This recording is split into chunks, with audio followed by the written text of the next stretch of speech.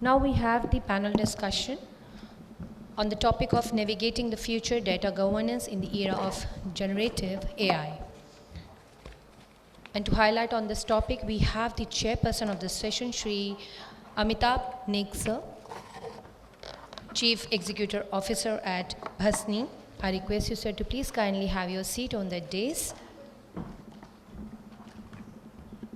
Shri has led transformational projects across business management, sales, and marketing, notably in e-governance. A very warm welcome to you, sir. Sir is the chairperson of the session. Please give huge round of applause, ladies and gentlemen.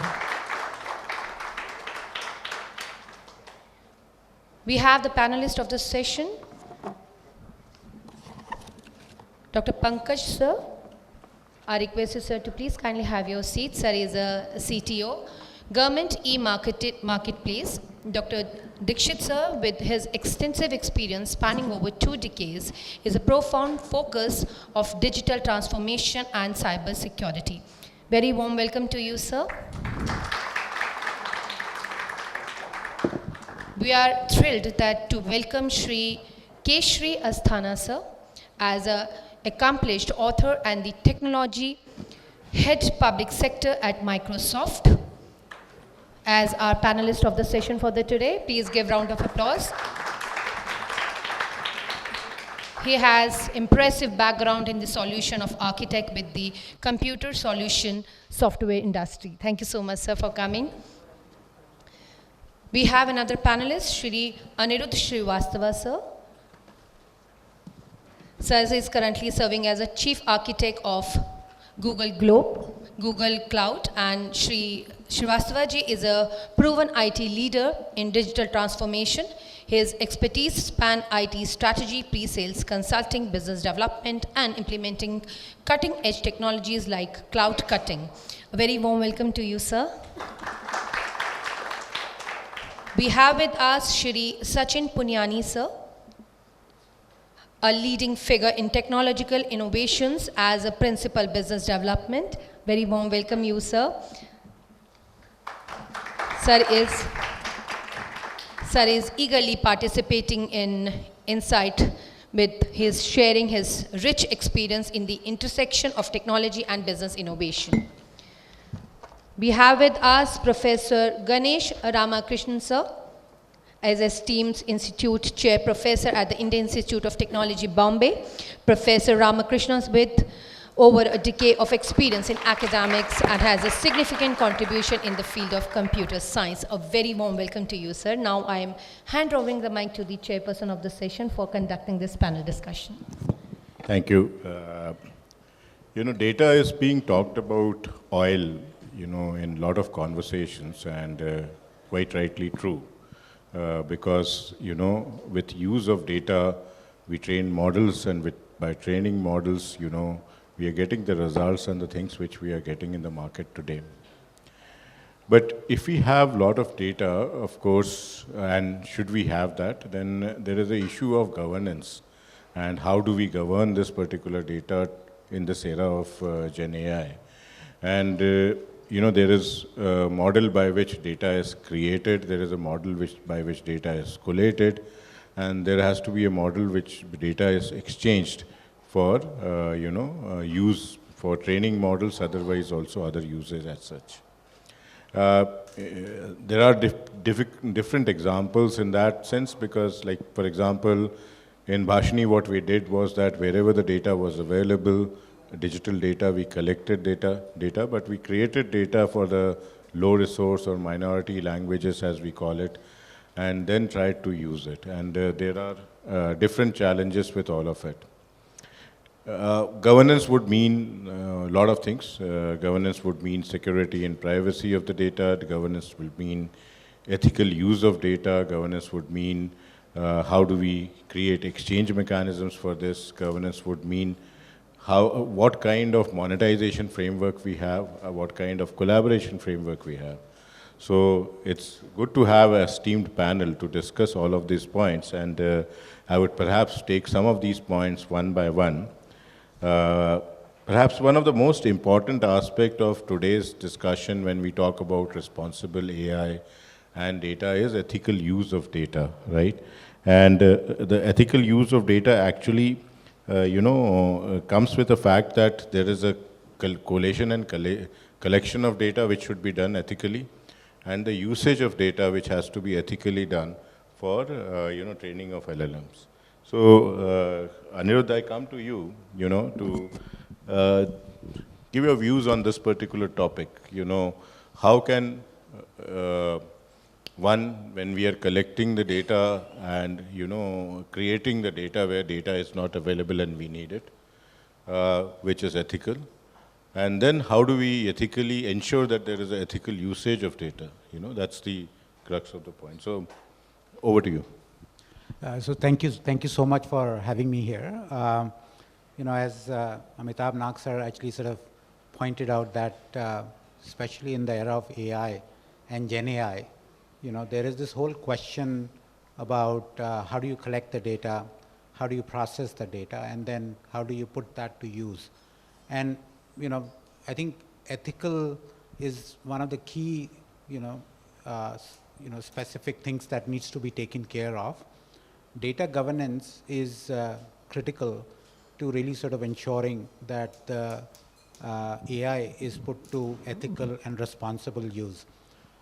In fact, at Google, one of the key concept when it comes to really sort of ensuring that Gen AI is really going to take care of, it is actually more about really leveraging the whole idea of ensuring multiple ways in which you could have data governance.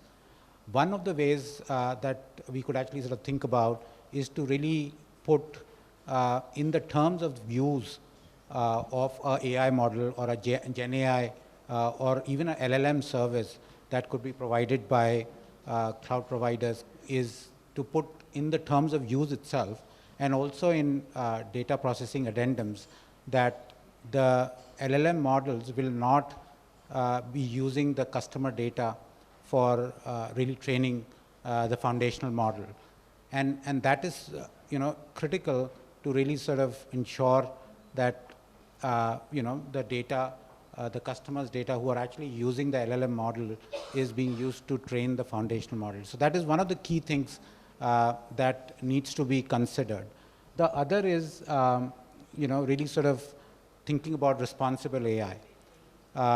Now, responsible AI is something that actually Google, came out with. This was the first sort of set of Google AI principle for responsible AI, which actually had three tenets. One was to really sort of look at every data set that is used for training the models to see if it is it can cause any harm, and to really sort of make sure to assess the the level of severity of the harm that it can cause, and then have a mitigation plan.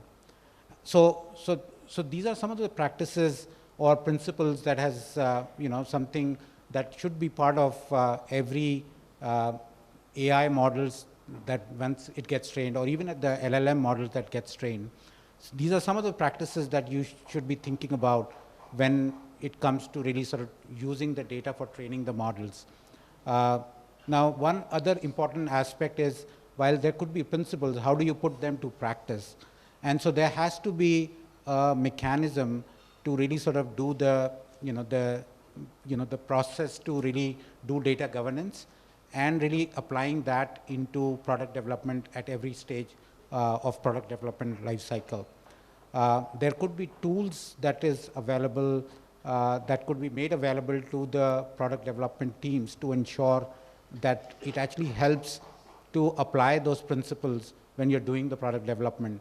At Google, we actually have something called as security filters, which actually sort of make sure that it can be run through the different data sets to flag the level of harm that it can actually potentially cause. And then there are tools to really sort of ensure that there could be IP protection. One of the biggest concerns that the customers of the LLM model has is to really protect their IP. And so how could you really sort of think about protecting the IP or even the data that is being actually used for training the models. So these are some of the things that comes to mind and could potentially be used from data governance perspective. Yeah, thank you, Anirudh. And taking cue from what you were saying about the security and privacy, so, Keshri, there is, OpenAI and Microsoft have been, on the forefront of GenAI frameworks, and often this is one of the key criteria, that how do you, when you are having data, so much of data, how do you protect the security and privacy of the data? Of course, there is anonymization and various techniques available for PII. There is, of course, consent which is taken when you're collecting data, but what beyond that? And attached to that question is that, there are obvious biases in data, and the biases are also sometimes against the culture of the place, and sometimes it is it's just a bias because of the practices which is going on. There can be gender biases, there can be age level biases, there can be professional biases. How do you actually take care of that? Typical examples on gender biases could be that it is doctor always aata hai, nurse always aati hai, a kind of bias which always comes into the discussions. There are professional biases. Some professions, you will, undermine those professions inherently into the system rather than trying to say that, they are good things. So how do you take care of that when you are trying to do data governance? Sure. Thanks, Amitabh, for the question, and thanks for inviting me, NIC team, sir. And so I'll start first with the security part of it. So, and I'll talk through all the 5 stages that data goes through when we are using the data for AI model training. So we'll start with when we are collecting the data, the different things, as you mentioned about anonymization. The first thing that we normally should ensure is that the data, when it is getting transmitted, of course, it has to be encrypted end-to-end, wherever, from and to wherever it goes to. And second is that anonymization and pseudonymization is what I would suggest is something that we should consider without really impacting the data, without really impacting the statistical output of the data.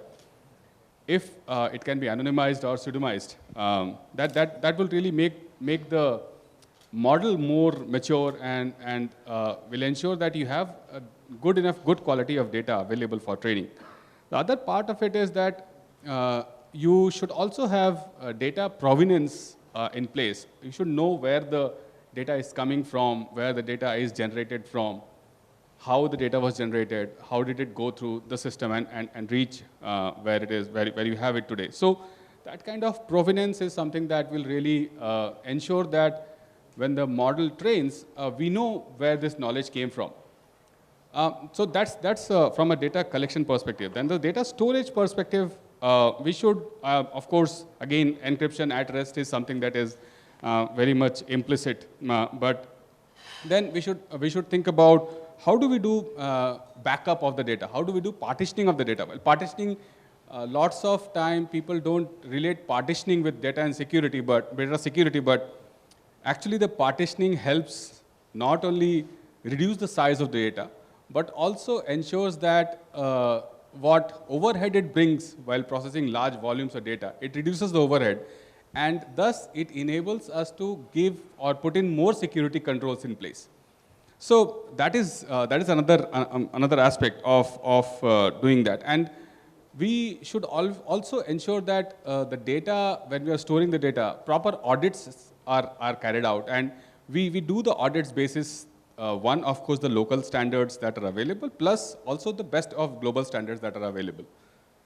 Then from there, moving on to the data processing, because it's again, I give this example to lots of the customer is, what is machine learning? It's actually us, human beings, who have actually grown from kid to a professional, right? So whatever we were taught in books is what we are today talking with the people, right? So it's very similar. Machine learning models are actually small kids, and we train them using the data that's been available for ages. So when we are doing the processing of the data, it's how do we hash them? How do we give differential privacy points?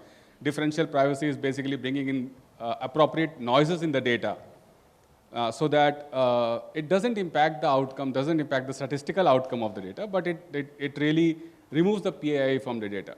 And of course, the whole mechanism of homomorphic encryption. And this is something that we are now seeing where the data while processing is also encrypted. So that is another aspect to it.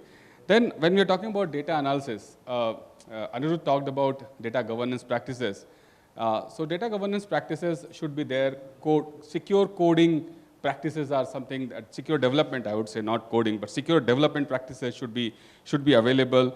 You should have proper data obfuscation, data aggregation, because once you have the aggregation, it reduces the size of the data, also removes the PII part of it. So but at the same time, the effectiveness of the data in training the model remains there. Similarly, you have multiple places when we talk with government departments, there is a concern about they sending the data to the cloud. So we should have a mechanism built for having federated learning where the learning is data resides where it is, and then the models learn from the data wherever the data is residing. One aspect that we have seen, and this is related, this I will also talk about when I answer about on the biases, is adversarial training. Adversarial training is where we give the data some rows which is changing the whole learning of the models. So give something which is exception in the data. Give something which is not normal and what data they have been seeing. It's not according to a pattern. So that is something that will really ensure, and I'll talk more about it when I'm talking about the biases. At the last, about data sharing, because once we have the models will not be of any use until they start giving outputs, they start giving real-time decisions, right? Or real-time information, real-time inferences. So sharing the data using secure APIs, ensuring you are monitoring and logging of what data is being shared, who is calling what, ensuring that users who are using the data, users who are using the APIs are trained well. And they understand that what is that data that they are sending and what is the data, what is the information that they are getting back. And they should be aware enough to report accuracy. If the accuracy is very high, probably 100%, then something is wrong in the model. Model can never be 100% accurate. So if it's always right, then probably something is wrong. So, one important aspect that I wanted to bring in was, when we're talking about data sharing, we should bring in the concept of data licensing and also data watermarking. So to ensure that we have proper licensing given to the data, proper watermarking in the data, and use technologies like blockchain or smart contracts to ensure that since this is a distributed technology, the data is distributed using the blockchain and the smart contract. So that's on the security aspect of the data. On the bias part, I'll give you an example. You're talking about gender bias. There was one of the banks who had actually implemented AI models for their underwriting. And soon what they realized was that the model was approving loans for males more than females. And that's one of the great examples of biases that was there. And it was very, very initial time and the reason was not the AI problem with AI, but the problem with the data that was given to the model for training. So the bias was introduced by the creators of the model. And the whole that example emphasizes on one aspect, that the data collection process should ensure that the data that is collected should cater to all the aspects, all the views of the particular use case, right? Be it gender, be it religion, be it race, whatever it is, but it should ensure that the data collection process of an organization should have those in place. Similarly, they should have mechanisms to detect bias and assess if there are biases in the algo. They should have mechanisms to mitigate the biases. As I was talking about adversarial training, they should bring in adversarial training to ensure that the bias is actually thrown out immediately. And this is one of the biggest tools that people have been using for ensuring that the bias is weeded out. Also, there has to be, when we study, when we used to study CBSE books and NCERT books, if you see, there are squares in the books, right? Square colored boxes, which have emphasized topics. And that is something that is an annotation. The same thing we have to do with the machine learning models also. We should have a mechanism of annotating rows that is mandatory for the model to learn. Which ensures that the annotation mechanism, we should have annotation guidelines which ensures that the model itself knows and learns all types of data that's available from that perspective. Also, I think Anirudh mentioned this point earlier. It's about transparency and accountability of the models and who's delivering these models. And of course, one thing that I can share this is one thing that in Microsoft we started doing much earlier than we really jumped into the whole OpenAI bandwagon was to ensure that we started lots of initiatives related with D&I, which is diversity and inclusion, right? And we started ensuring that all sections of the society started making noises in the organization. And we brought in lots of a 360-degree view using the D&I initiatives. And that is really paying off when we are really doing the OpenAI stuff. So and that's what I would say is stakeholder management and biases. So these are the few things that we have really done to remove the biases in our algos. Thank you, Keshri. That's enlightening. Annotation labeling is very important, which we had also adopted in Bhashini when we were creating the data sets. Also, we have to ensure that the data comes from all sectors, all genders, all age groups, which will actually ensure that these biases go off. So when we were collecting data for minority languages, this is one of the things which we actually dashboarded it out, how much data is being collected from whom. Now coming to the other question, Sachin, the challenge with everything today is that, perhaps everything is becoming dual use, and there is possibility of data being weaponized, at certain point in time, data being used as, we were talking about, not for the purpose what it is being taken across. There is no transparency on where we are sourcing or where we are using the data. And that's that's a major challenge which comes across, and that related to that is then in that sense, how do we enable collaboration transparently?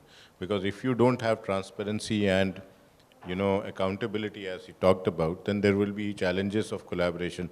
Should I trust the data which is coming to me? Should I use that data or should I not use that data? Or otherwise there is it can be other extreme. Wherever and whatever data is there, let's use it. Let's put it into the corpus and use it. So both the challenges, transparency and accountability on the one side, and discussing about how do we enable collaboration so that, still that trust is maintained throughout the value chain. Thanks. Thanks, Amitabh. So very relevant 2 points, actually. You said transparency and collaboration. See, we are all talking in terms of Gen AI, the models today. And the question has always been on the ethics part. But if you look at this entire Gen AI ecosystem, it's one part is, yes, ethics, that where the data is coming from, on what behalf the model is answering.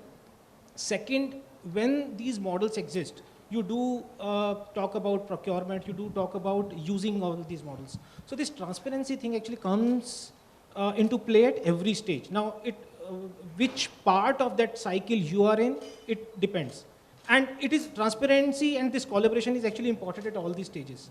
So giving an example, when you're talking about data being collected that Amitabh just talked about, so when you're procuring the model, you know that will my model answer my questions whatever questions I'm asking, will it cater to all those things which I'm looking at, the biases, the other aspects?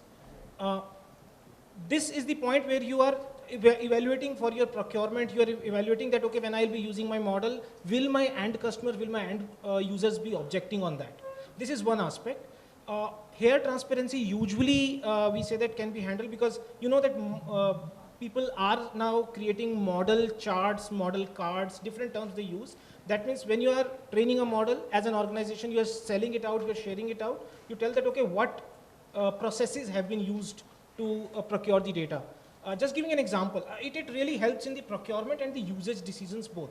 There is an organization which has been training language models. And we know that data might come from multiple approaches. So if you just take the India example, the territory is very vast. You might be getting data from different sources, maybe a crowdsourcing approach. There is an organization what they did, they actually started the language courses. They said that, okay, when they'll be teaching courses, there will be students enrolling. Now, if these methods actually are documented properly in the model cards, the people who are using, they get to know that how the data has been collected. Are there any chances of biases? So that brings the transparency part. Now, second point, suppose these models have been trained, now you start using them. I take the analogy before GenAI actually. If I just go back before GenAI and simply say that, okay, you have hypothetically a churn prediction model. The model has been trained and somebody tells you that, okay, there is a probability X person will leave. The X customer might leave the body basically. Then the management simply says that model is telling me that person will leave, but should I trust this model? What is the basis of that? So this is where the term called explainability came into picture, that the model output must be explained, that okay, on what basis model is saying that person will leave or that person will stay or whatever things you're saying. Same is now applicable to generative AI models as well. If model is answering my question, which data set is it answering on? So if I simply write a prompt and I get an answer, but if I also get a source link that, okay, this is my basis of answer, that brings the confidence. So this is the second level of transparency.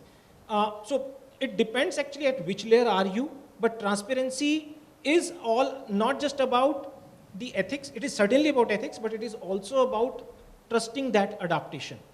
So that's where. So you have to see which, now coming back to that, the example of data collection, if you know that that organization who is running the education courses, collecting the data through courses, and when you get to know that, okay, then your next question will be, who enrolled in that course? Are all Indians, or maybe people from other part of the world, or which courses have they enrolled in? Then you really get the idea. And this, as an ethical practice or a responsible AI practice, these approaches can be documented or must be documented in the model cards. Models do have cards, but these approaches really bring in value. So that's transparency. The second aspect that Amitabh touched was on the collaboration. Same case, like if you take again the same example of a multilingual model, you know that the data is so sparse, so difficult to capture. If you want only one organization or maybe 4, 5, 7 organizations, you will never get a good quality data to train the LLM, because LLMs might need data in terabytes and even going further maybe in petabytes. So this is one part of, like, when you have collected data once. If I take again the language example, today maybe I will be using some kind of slangs. If you go in the eastern part of the country, there will be some slangs today. People might start some other slangs maybe in 6 months' time as the time passes. So there has to be a mechanism where data is regularly captured, properly, so that your models continue to evolve. So that's where this collaboration thing comes into play. The challenge that collaboration today has is there are very limited, the number of platforms you can say are large, but the challenge is the people who have collected the data, they call that this is oil. This is the value that they're bringing in. So the platforms that today allow collaboration, they do not allow any monetization or any benefit taking facility to the people who are collecting the data. So those kind of challenges if are addressed, then crowdsourcing, collecting becomes easy. So that collaboration, we feel that still needs some level of operational solution. Technically, yes, if you say, are there platforms? There are maybe tens of platforms that allow. So this is an area that we feel that industry might solve in next 6 months, 1 year's time, because otherwise there will be challenge in training really fine-grained models. Thanks, Sachin. Thanks. And a regular capture of data and updating data as well as the model is extremely important in the context of, ever growing and ever complicating things which are happening today.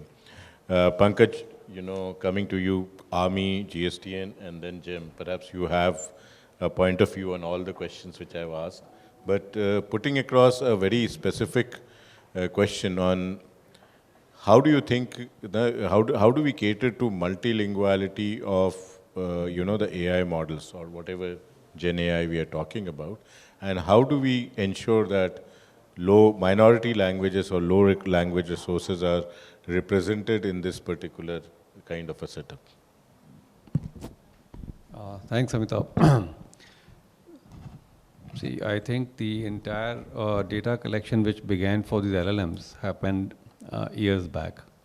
And before we came to know, the entire data which was there in electronic form was pulled and put into the LLM for training them. It's now that we have woken up and we realized the first, Beagle was called by the news agencies when they realized and they said that all the news content that we've been putting out for years is actually ours, it's copyrighted. And most of this information, as well known to all of us, has been in English. Now, which all other languages are there which are in digital form? You might have the European continent, or you might have Russian, or you might have the Far Eastern, which might have data in an electronic form, which is other than English. Now, by virtue of this entire data set being in English and the all other languages, which you might call the minority, or the ones which were not actually seen the electronic form, as the ones which have never reached those LLMs. And that's why the cry for bias started coming. So see, all the topics are related, which we are all talking about. If the data is not there, if the model has not been trained on something, it will not give anything other than what it's been trained on. So let's look at the dark continent, right, Africa. How many African languages or data of Africa would have been used for training the models? And if at all it was used, how much of a percentage that would have been in the models? And that's why the white bias, which they call in LLM models. Right? Come to India. There are so many dialects and languages which have never been put into an electronic form or in a written, which can be taken. When this data is not there in the LLMs, this is what is going to result in the bias. How do we get this data is what the challenge currently is. Now, the first is, of course, you have to put this in electronic form. A dialect which is only spoken, how do you put that in electronic form? Would be one of the challenges. A dialect which is there in paper, let's take any of the languages of Northeast or South India, which have a different script altogether. How do you put that into an electronic form that is readable by machines? So that brings another level of complexity. Taking other dialects which are just spoken, you will have to develop models which convert that spoken language or dialect into an electronic form, and that to be understood. So the multilingual aspect, it's a pretty big challenge going forward. But considering that the entire world right now is being ruled by a few languages, maximum being English and Chinese or French for that matter, we will always continue to live with these biases by virtue of the entire data which has been pulled for training the models. And until the time that we actually get around to solving these issues of getting those dialects electronified, the documents electrified, pulling data from the dark spots, let's say the Central African area or the remote Southeast Asian nations, or even Central Asian nations where the data is not there in electronic form. Until we get that into the mainstream is when we will not be able to overcome this bias. Okay, so, of course, we perhaps need to see how the data exchanges actually make the things work. Professor Ganesh, so coming on to you, and you heard everyone to talk about it, what should the future AI data exchange look like, And how do we cater to all these things which we talked about, which is basically ethical usage of data, ethics in the data itself, collection and sourcing, transparency, protection of intellectual property rights, usage, removing biases, encouraging the, multilinguality, representing low resource languages, multiple things. And above all, a thing which we have been grappling around is that when we have data and we want to share, the sharing cost itself is pretty high. And if we pass on the cost to the people who are supposed to use it, we are perhaps passing on the burden of the cost to those people who anyway, where again it creates a bias to the people who have the money to use it. So what could be the monetization effort? So all of this combined together, what should be the future of data exchange platform look like in your mind? Thanks for that question, Amitabh. I would structure my answer along 3 lines. And coming from research background, I would think systemically. So systemically, you could think of data being complementary, data being supplementary, and data being substituted. So let me qualify each of this with some examples. So what would be a complementary use case? You have data from 2 different sources. There was a reference to federated learning. Now, there are cases where you don't have to share the data. You could just share the gradients, right? That's the basic idea of federated learning, but there's still going to be a server which is going to federate, right? Which will still get access to these gradients, which will still have its own data. But nevertheless, all this data will be complementary to each other in a federated setting. Obviously, this term federated was coined by Google, but there have been other paradigms like split learning, which are more peer-to-peer, where you don't have someone federating. The point is, federated learning also is lucrative, not just from the point of view of the fact that you don't have to share the data, but only the gradients, but also the fact that several of the biases can be actually mitigated when you don't look at all the data, right? So I think that's one place where complementary nature of the data, it adds to data diversity. Again, there has been a lot of research. We had some research with Adobe where we showed you can train some very interesting foundational models by a subset of the data where the subset itself is diverse enough, right? So data subset selection, finding core sets, core sets become useful even in the case of federated learning because there is a cost associated with the clients computing their gradients. So if you can identify the core sets, it also helps on the cost. So helps on cost, helps on better generalization, helps mitigate bias. I think the complementary nature of data can be actually very respectfully used in machine learning AI systems, specifically in generative AI and LLM technologies, to a very big advantage. Now, there's also another aspect of complementariness, which is when we have less representation in certain languages. Let's say Manipuri is very less represented. Now, you could have other related dialects, other related languages. Assamese, for example, complement it, right? So and we had actually an Amazon Research Award based on exactly on this, where we actually were able to learn speech models for low represented languages by using the complementary nature. Because we do acknowledge the fact that Indian languages do share, in the spoken form, do share a lot of phonemes, right? So why can't they complement each other? Next, come to the supplementary part. So what would supplementary mean? Well, you have access to some of the data. You don't have to do a whole and soul federated, but you would like to be very conservative about what data you give access to or what data you seek access to. Now, it's very important at some point to engage behavioral economists, right? Because ultimately, even when data gets shared, if there's an incentive associated with the sharing of the data, maybe all privacy concerns are off, right? This is what the Ayushman Bharat did. It says, well, the custodian of the data is the patient. Let the patient decide whether to share the data or not. Now, if there are the right incentive models, the data could also be shared. But then this actually requires a right systemic approach to incentivization.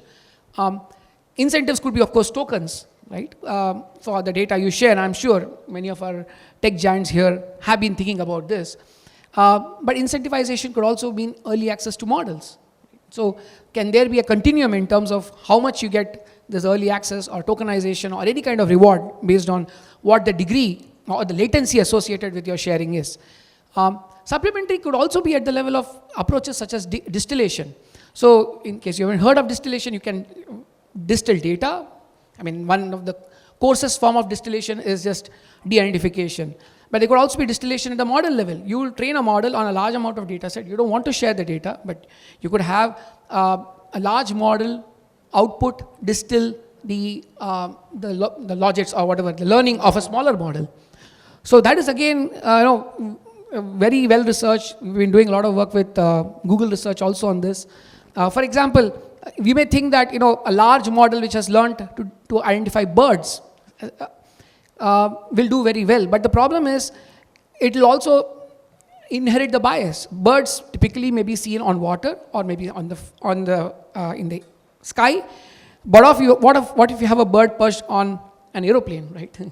Right. So the biases inherent with the background are also learned by these models. So when you do feature distillation, for example, early readouts, reading out from early layers of a neural network without accessing the data, not only are you not accessing the data, but also you are helping the model generalize, the student model, the model that is learning from the last teacher model, you're letting it generalize better. So that's called feature distillation, right?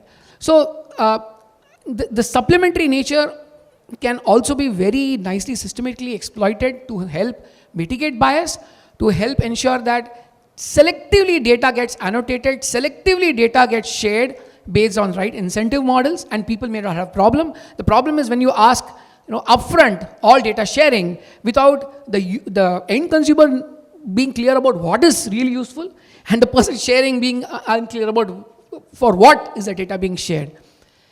Now I come to the third and last component. In fact, a lot of this work we've also been doing in Bhashini, exploiting the commonness across Indian languages, doing targeted selection, for example, for better high fidelity optical character recognition, and so on. So we're very happy to be working with Bhashini on several of these fronts.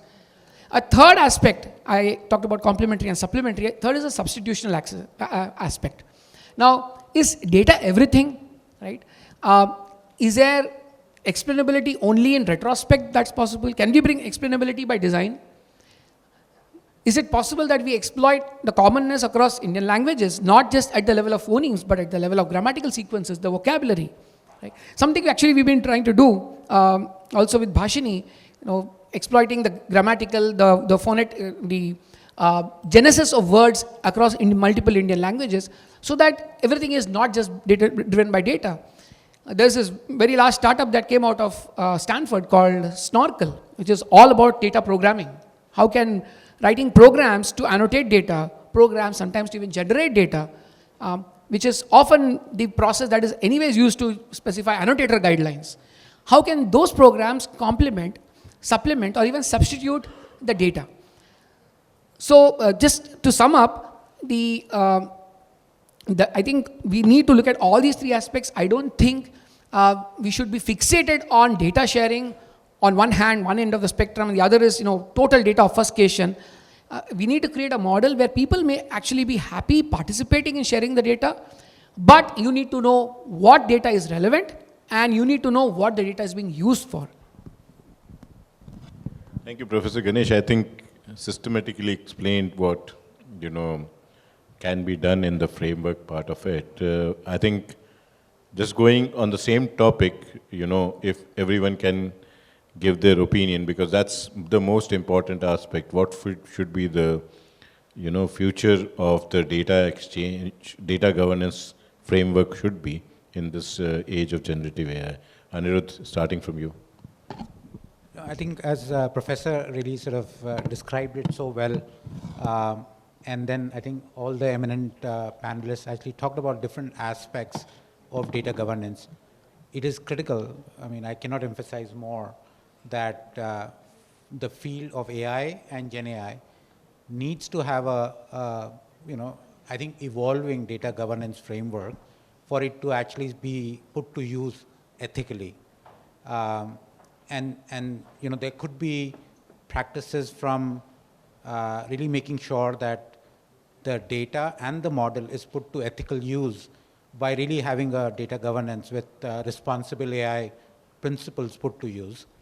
So I think I cannot emphasize more in really sort of ensuring that responsible AI principles should be put to use through a structured data governance processes, which could be applied to every use case, to every data set in a consistent and repeatable way.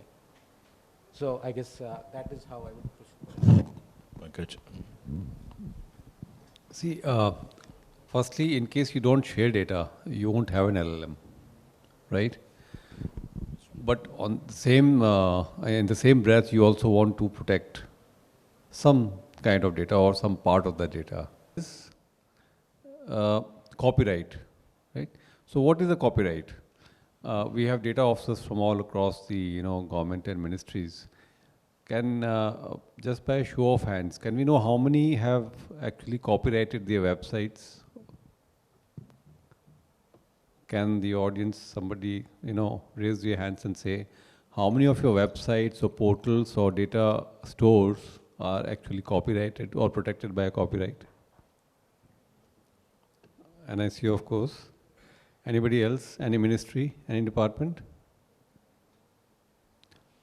So you see, the awareness also has to be there. That yes, this data that I have, or which I am owning, needs to be copyrighted and protected. That's part of it. But you also need to share, because if you won't share, you won't have, the accurate LLMs.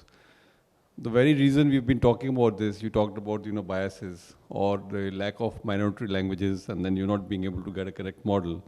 So in case somebody feels that my information is important to be protected, so I need to hide it or label it or protect it by law.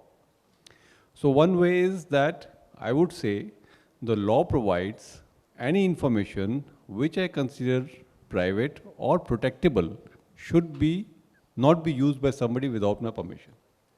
That is one model of ensuring that your copyrighted or protectable information is protected. The other is anybody on the other side who pulls data, maybe unknowingly, but he uses copyrighted information, maybe from the archives of the entire academic world, which has been publishing papers, and a lot of copyrights are there around that. But in case somebody happens to do that, now we must make it incumbent upon them. In case you have pulled copyrighted information, please declare it as so. Because whatever be the laws of that particular land where you use it, or where you publish it, or where that LLM is used, in case somebody feels aggrieved, he may want to say, look, you have declared that you used my copyrighted information, now payback time. Whatever the law dictates, or he might, whatever the agreement comes to be. So I think that in case we need to protect, these are the two models that I can think about. One is declare it, and by law protect it, and the other is, Acknowledge it. Yeah. Yeah, Sachin, any points of view from your side? See, on one side, we are saying that the collaboration can happen. Collaboration is must for creating large LLM models, because we need large data, and data can be brought together through collaboration. Second, we are also talking about ethics, and we are saying that there has to be transparency. And at the same time, we are saying that the people who are collecting the data, who are generating the data, must be protected. So different approaches. That's where actually this data governance platform actually plays the critical role. We have to, this is the platform that will ensure that this transparency is maintained, collaboration comes through, but also people who are generating the data are incentivized, are protected. Now, some technical solutions, like Professor Ganesh told, have to be brought in, which are inbuilt into these systems. Then there have to be some level of guidelines published. For example, an organization might say, this is my data, I cannot share outside, but I want to collaborate, but cannot share outside. So what level of information they have to share, which is must for them, and what can be hidden, there has to be some level of guidelines. Eventually they will come up, industry will mature, but some guidance, some regulatory things are must. So So I feel that those things must also be incorporated into data governance platform. Okay, Keshri. As all of us have implicitly mentioned that the value of data is in exchanging. So the more exchangeable the data, more valuable it is. That's how I would say. So until unless we have mechanisms which also enables us to exchange data in a balance, as well as at the same time ensure that we have all the protection in place, all the quality checks, all the checks, governance checks in place to ensure that the PII is at least protected. So for example, the two steps that we have taken on the PII, the PDP that we have done, and another one is the right to forget, right? All those things are the right things in the right direction, right? Which ensures that the PII data is not leaked. Now, we already are hearing lots of fraud calls today, which are deepfake calls. I've heard people getting calls that their near and dear ones are arrested by police and the police is calling. So, and the police is calling from +92. So those kinds of things are happening. So it has to be a balance between policy and the governance, both the things taken together, I would say. Thank you very much. I think we are just above the time, and yeah, you want to? Yeah, just so we have a proposal called Bharat GPT with the Department of Science and Technology. Bhashini is also part of it. A big focus area there is Bharat Data Sagar. So many of the points that we put together here, we'll be happy to build on that further through Bharat Data Sagar. So just an invitation to all the tech partners here. Thank you. Thank you. So, thanks, and we are just above the time, so thank you very much for participating in the panel. It has been informative, as well as perhaps gives us some of the pointers to, frame the next level of future framework. Thank you very much.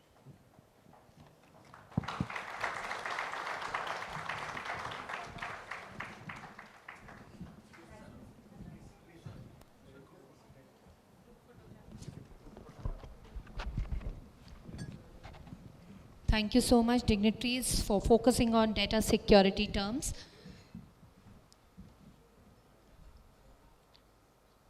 For a felicitation, I request Shri Sanjay Mahendru sir from NIC to please kindly felicitate the honorable dignitaries on the dais. The chairperson of the session, Shri Amitabh Naik sir.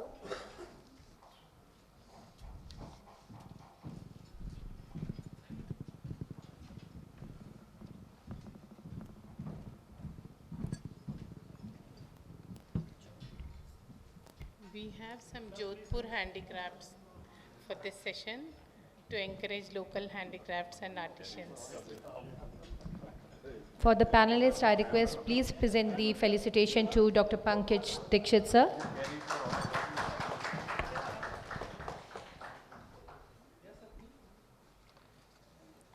Shri Keshri Asthana sir. Shri Anirudh Srivastava sir.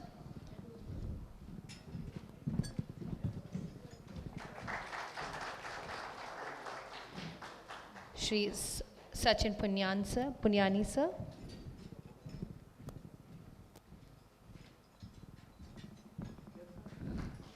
And to Dr. Ganesh Ramakrishnan sir.